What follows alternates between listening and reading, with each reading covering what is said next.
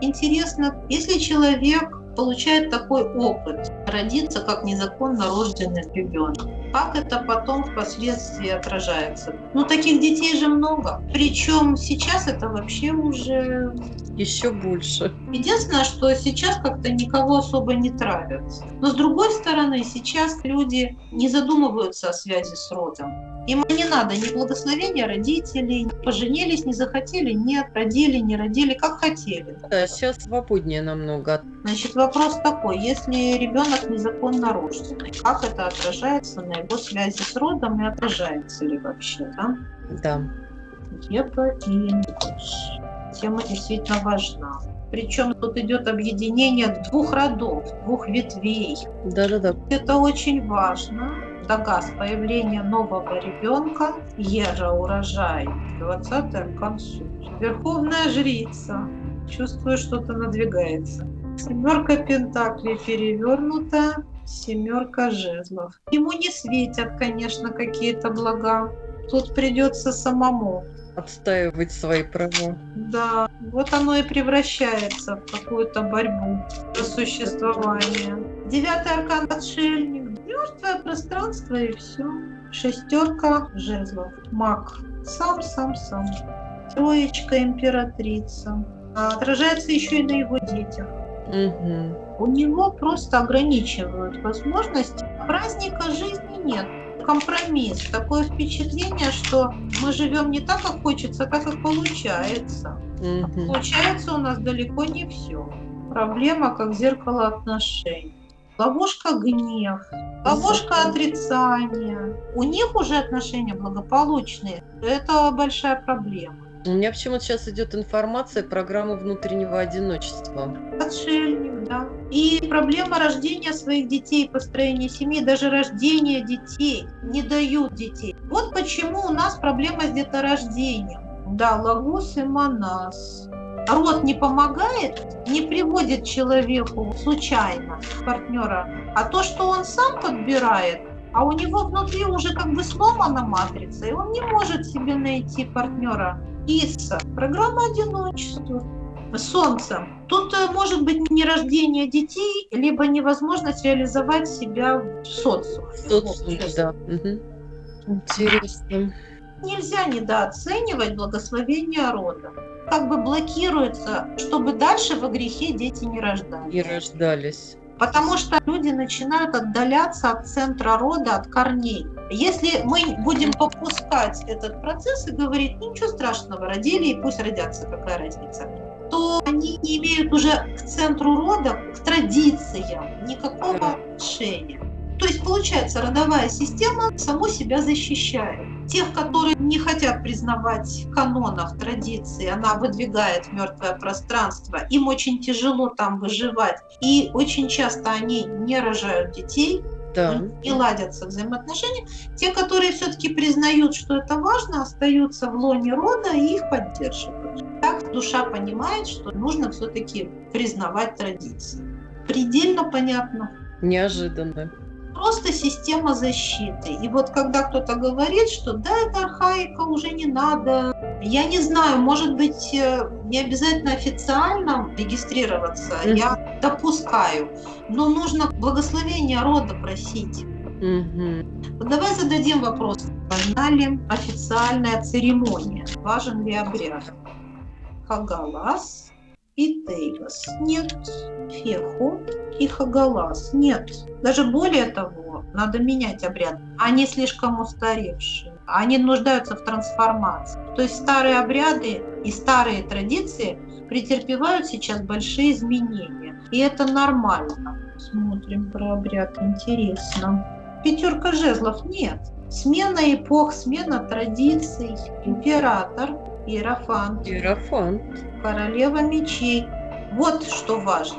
Не обряд, а благословение конкретно мать, отец и дедушка, бабушка. Если они есть, то желательно, чтобы тоже. 12-й аркан повешенный. Осознанность, понимание, что ты принадлежишь к этому роду. Сейчас новое видение. Новое, видишь, маг. Но все на осознанность, мир, 21 аркан. Здесь так мощно, тут важно твое внутреннее понимание, именно глубокое понимание системы рода, зачем она нужна, ощущение себя, своего места в роду. То есть ты часть рода, и ты в мир несешь какую-то важную идею рода. И тут очень много намеков на ментальную связь. Императрица. Регина рода тут выходит на первый план. Хорошо бы знать свою Регину. Да, но мало кто это знает, я думаю. По крайней мере, если ты ее не знаешь хотя бы ментально, можно по аркану мир, это же виртуальное пространство. Да-да-да, ментально. Ты можешь ментально поговорить со своим родом, попросить благословения, ощутить в сердце, что да, что это Да. принято. Вот это очень важно. Ловушка отговорки. Ну откуда я знаю, где там да. эта Регина? Почем мне знать, какой там у меня духовный центр? Мгм. Но смотри, какая тут интересная идет информация. Дар просить прощения и агрессия. Слияние и диссоциация. Смотри, Да, интересно. на антагонизме. Расслабление и ответственность. Мгм. Да?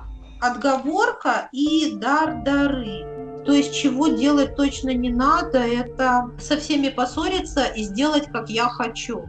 Когда я спрашиваю, а что важно, получается, важно не попасть вот в эти ловушки. А вот, Иночка, это последняя карта, в смысле, бывает же, что настаивают родители на паре, которая не резонирует, например, женщине. Это вот про это? Да, то есть они призывают бороться, в принципе, за свое счастье. Без контроля эту тему оставлять нельзя, тем более, что у нас идет смена парадигм, дар просить прощения, ловушка диссоциация и дар личной ответственности. Вот видишь, они все время намекают на личную ответственность, предупреждают, чтобы не ссорились с родственниками, но все-таки нужно бороться за свое счастье. Нам показывают, что это непростая задача. В данный момент на сломе эпох у нас трансформируется вообще понятие сути рода, и надо будет как-нибудь сделать ченнелинг, система рода в кодах пятой мерности. Потому что мы становимся все более свободными, самодостаточными, переходим на 4-й центр. И интересно, как дальше будет существовать наша взаимосвязь с системой рода. Сложилось впечатление, что мы все меньше зависим от родственников, а все больше уповаем на связь со своим родом. Просите благословения у Регины и у рода. И даже если вы не знаете эту Регину, ментально просите. И что-то идет такая вот больше виртуальная связь с родом. Ну, это только для эзотериков. Но эта информация подается нам. Конечно, да, но очень интересно и очень резонирует. То есть, если родители против, самое главное, чтобы род был за, ну, родители уж как получится. Давай мы зададим такой вопрос. Хорошо, а что, если родители против? Против. Посмотрим, что тогда делать, какой совет рода. Это интереснейшая тема, ее надо развивать. Турисас, Вирт. Но это, с одной стороны, момент, чтобы задуматься, остановиться, а с другой стороны, сделать более глубокий запрос. Ты должен получить информацию с глубинного уровня. Ведь это тоже какая-то программа дает конфликт такой. Урус. И вонья радость. Идти к своей цели. Да. Вообще турисас также может обозначать настойчивость. Туз жезлов. Ну что делать? Конечно, Действовать. Конечно, идти вперед. 4-ка, семья. 9-ка чаш и королева жезлов. И приятность эту называется «Мы переживем». Ну, получается, нам нужно раскрывать сердце и общаться с Верховным Духом рода через сердечную чакру. Я знаю, что я это вытащу. Дар благословения. И дар почувствовать это благословение. Почувствовать, конечно. И дар причастности – это как раз про почувствовать. Вот это главное. Обряды нет. Да, это ни о чем. Я думаю, сейчас это очень многим людям нужно знать. Мне хочется как-то больше понять, как было и как будет. А мы сейчас где-то посередине. Да.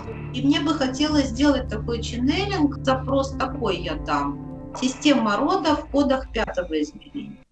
кодах третьего я даже спрашивать не буду, мы это все прекрасно понимаем. Вот эта архаика, которая сейчас рушится, мы реально видим, что это рушится. И нам кажется, что институт семьи и брака вообще уже все разрушается, потому что мы неправильно понимаем новые тенденции. И детей не посвящаем роду.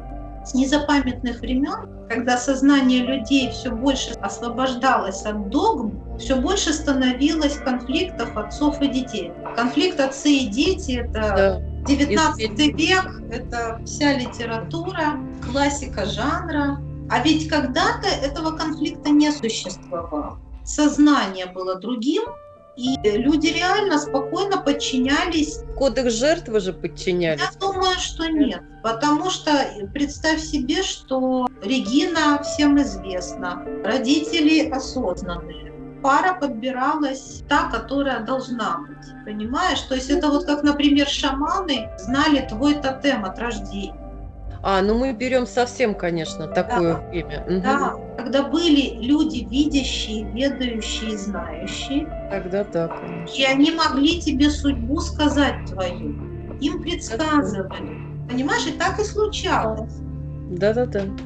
Ну а потом сколько было страданий. Да, а потом обрывалась связь с высшими силами. С родом тоже обрывалась. И начинались конфликты. И был же жестокий период сопротивления. Это мы сейчас еще более-менее в свободном обществе живем. Да, конечно. У нас законом прописано, что в 18 лет я могу жениться. Нигде не написано, что я должна благословения родителей. Конфликты, которые идут не в роду, а в семьях, надо исцелять путем обращения к роду. Вот на моих глазах у многих конфликты в семьях проходят после того, как они просто медитируют, делают медитацию сила рода. Только кто-то из родственников начинает работать с родом, становится лучше. И это заметно. Пару месяцев, и ты уже видишь, что ситуация изменилась. При том, что ты не вела никаких душеспасательных бесед. Интересно. Вот что значит энергия рода, насколько она мощна. Можно соединиться с корнем, минуя какие-то переходные цепочки. У меня была одна клиентка, были проблемы с матерью, и это очень завязано на канале изобилия, там одни и те же коды. И как только ссорится с матерью, потери финансовые идут. Нельзя с матерью ссориться. А не ссориться невозможно, потому что мать провоцирует, у нее есть программа «Зацикленность на финансовых благах». Эта программа ее постоянно провоцирует поднимать такие тонкие, неудобные разговоры на тему денег. И там, конечно, стоит внутри кармическая ситуация, которая вот всячески обсасывается со всех сторон по кругу. Что мы сделали? Мы исключаем мать из цепочки изобилия. Включаем дочь напрямую к источнику, не через нее, и все, и жизнь налаживается. Причем это сразу. Во-первых, у нее уже нет прямой связи, конфликты с матерью не влияют на ее источник изобилия. Очень приятный бонус. А второе, меньше конфликтов, да, они не ушли, потому что там есть кармическая завязка, но их стало меньше. Это решается очень просто, одним только ченнелингом, то есть просто спросили разрешения, можно ли сделать так. Ну, раз можно, мы просим, тогда сделайте так. Никакой проблемы. Маму-то не отключили от изобилия. У них два параллельных канала, да. Так еще боялась это делать, потому что она боялась, что на маме это скажется. Да, отразится. Только в лучшую сторону. Потому что чем меньше у них конфликтов, тем лучше им обеим. Конечно. И маме в том числе лучше. Элементарно. Гениально.